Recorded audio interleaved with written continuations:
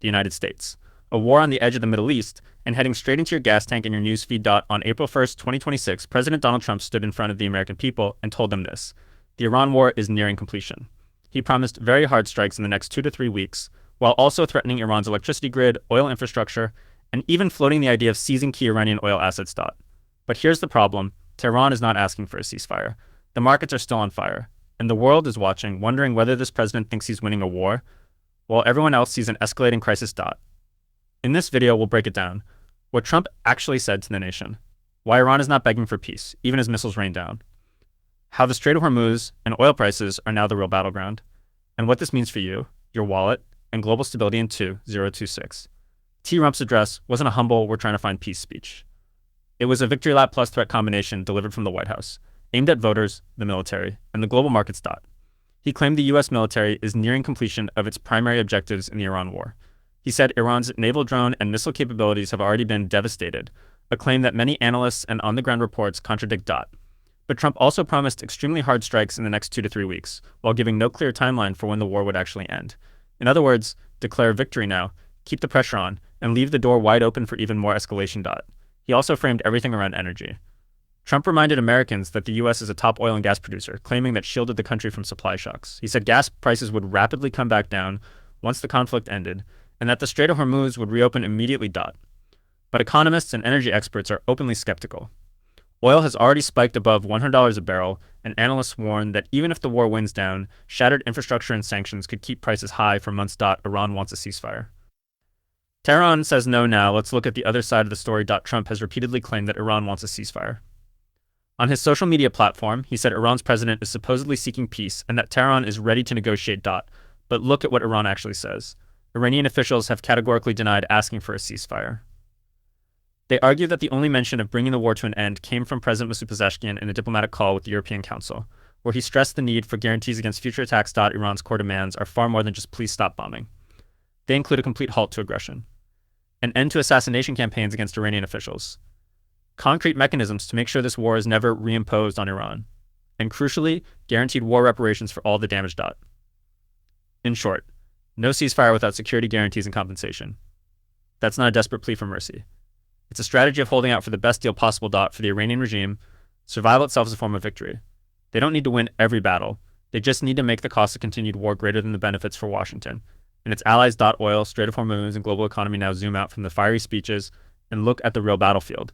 The Strait of Hormuz and the Persian Gulf's oil routes. The Strait of Hormuz is one of the world's most critical choke points. About 20% of the world's oil passes through here on its way to Europe, Asia, and beyond. Trump has openly threatened to keep the strait closed if Iran doesn't comply. He's also floated the idea of seizing Iranian oil infrastructure, like Karg Island, through which Iran ships about 90% of its crude exports. In previous statements, he's even bragged that Iran has offered the U.S. dozens of boatloads of oil as a present, implying a kind of crude for concessions deal. But that's easier said than done.